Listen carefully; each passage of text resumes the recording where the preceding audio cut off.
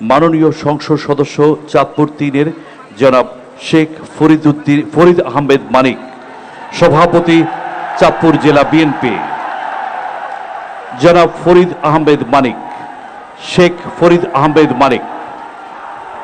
বিসমিল্লাহির রহমানির রহিম। আজকের এই চাঁদপুর জেলার ফ্যামিলি কার্ডের বিতরণ অনুষ্ঠানে আমাদের সকলের মধ্যমণি মাননীয় প্রধানমন্ত্রী, বাংলাদেশ গণপ্রজাতন্ত্রী এবং বাংলাদেশ জাতীয়তাবাদী দলের চেয়ারপারসন তারেক রহমান, জনাব তারেক রহমান এমপি। স্যার, আমাদের আসলে বক্তব্য দিতে দাঁড়াই নাই, আমাদের কিছু দাবি দেওয়া নিয়ে আপনার সামনে কথা বলবো। আপনি চাঁদপুরকে অনেক দিয়েছেন, চাঁদপুরের শিক্ষামন্ত্রী দিয়েছেন, চাঁদপুরের সন্তান হিসেবে মেহেদি আমিনকে আপনি অ্যাডভাইজার করেছেন, বিডার চেয়ারম্যান হিসাবে আশিককে দিয়েছেন। আমি যা আপনার কাছে দাবি করব এখানেই আপনার সমকালে উপস্থিত আছেন।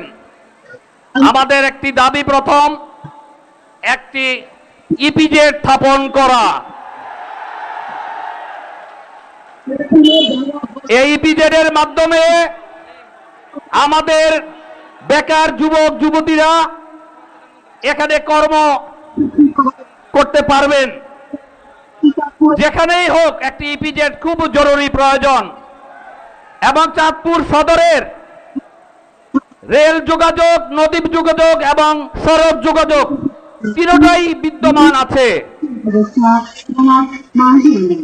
মাননীয় প্রধানমন্ত্রী আমাদের চাঁদপুরে নদী ভাঙ্গন এরিয়া, এখানে স্থায়ী বাঁধের একটি বন্দোবস্ত না করলে এই চাঁদপুরে আমরা থাকতে পারবো বলে মনে করি না।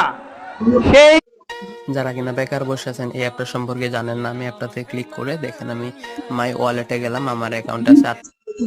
বাঁধের ব্যবস্থা করার জন্য আপনার কাছে আমাদের দাবি, এই দাবি চাঁদপুর জনগণের দাবি।